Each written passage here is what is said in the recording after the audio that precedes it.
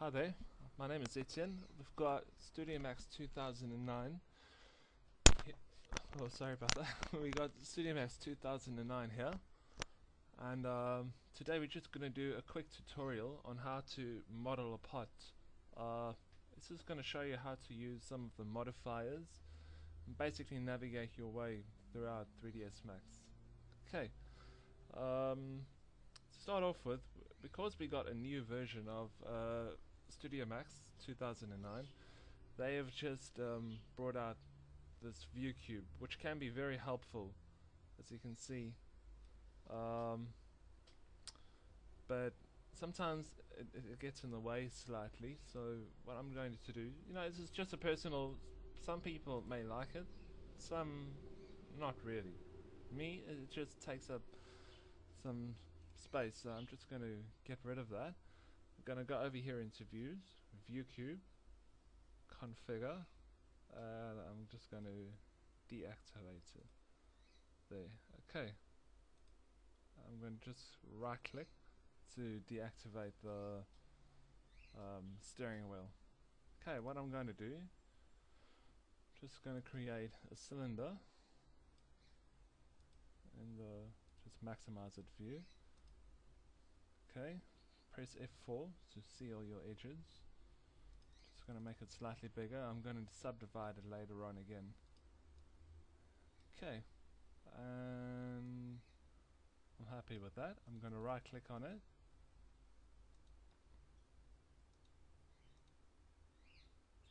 Okay, and I'm going to convert it to an editable poly. Okay, then I'm going to select the polygon mode, select the top one and delete it. Okay, there we go. While I'm looking at this, I'm just going to press G on the keyboard to get rid of the grid.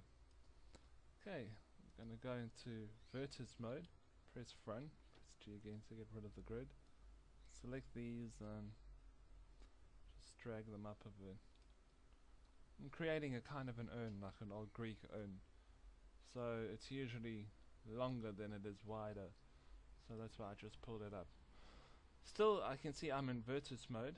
Just going to scroll down and select slice plane. Just going to put it up and give it a slice. Now this is going to be the point at where it goes wider. It's like the neck of the urn, really. Just going to push it up. Okay. Make it slightly rounder at the top. Okay, just push it down a bit. Go to perspective to get a better view. Just expand all. Okay, can do go into vertex mode. It can be a little bit narrower at the bottom.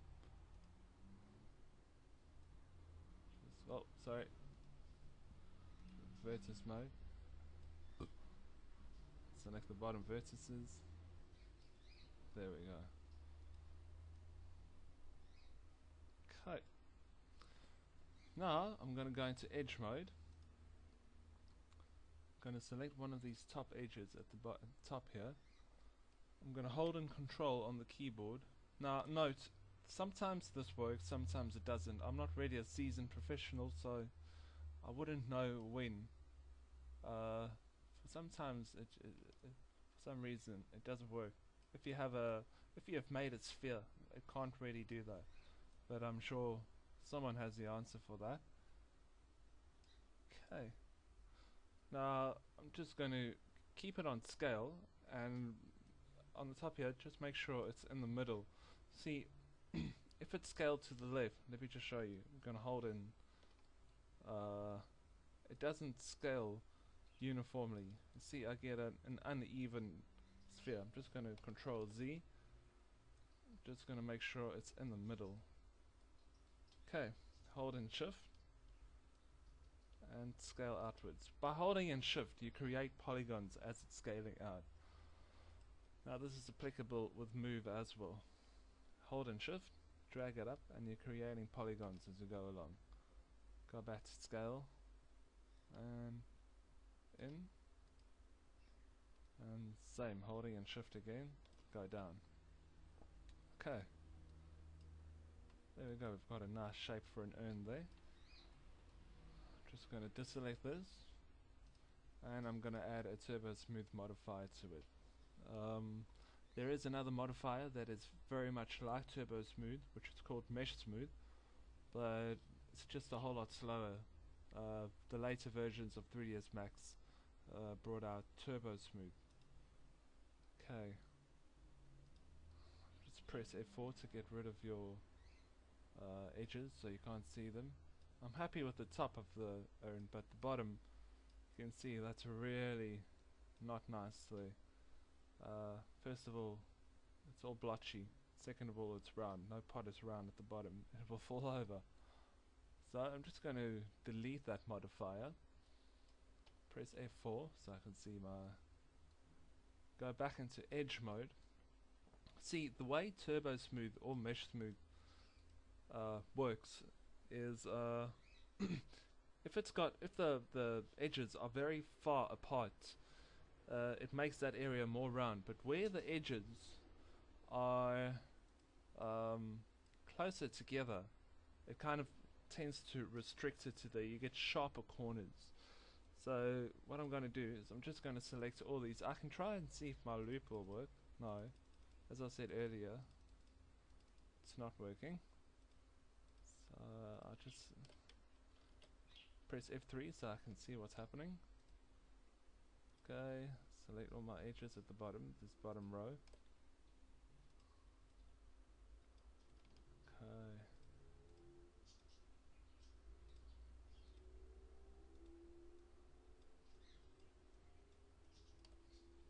Okay. Oh, there's one more. Okay. Now I'm going to come back to the right here. I'm going to click on this. I'm not going to click on chamfer itself. I'm going to click on the little box next to chamfer. See what happens. Kind of separates them a little bit. Takes that one set of edges and divides them into two. So now that is going to become a sharper edge when we apply. Press OK.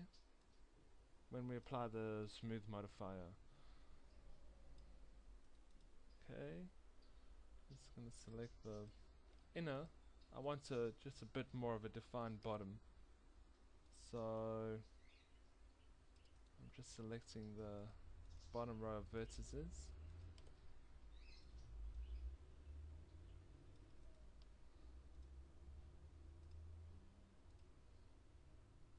Okay, almost done.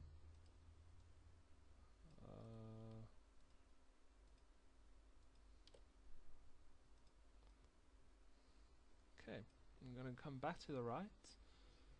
Press on the little box. Oh no, sorry, wrong button. Wrong button.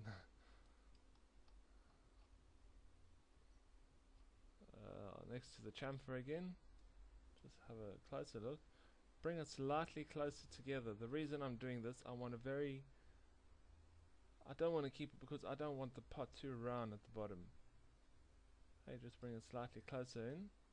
The closer those edges are, the sharper it will appear once I've applied the press F3. So once I've applied the turbo smooth modifier. Okay, so I think everything is in order. Everything looks good. Just go back and apply the modifier again. Let's see. And there we go. That's already a lot better. But let's just go back into vertex, into edit poly mode. The diameter can be slightly smaller at the bottom. Okay, go back. Go back into edit mode. Actually, what can happen here? Go to the slice plane, move it down, and slice. And now this has created an edge of a loop of edges all the way around the pot, which is good to work with. I select those vertices, and I'm just going to scale them out a bit, just to give the pot a bit more, or the urn, a bit more body. Okay, Go back. Yes, that's more like it. Now we don't have. We've kind of gotten rid of that cone shape. It's more. It resembles an urn. We can just push the iterations up a little bit more. And there we go. We have an urn or a pot. Nice for garden furniture. Okay. Thanks for watching the tutorial. I really hope you have learned from it. And just stay tuned for more tutorials. Thank you. Bye.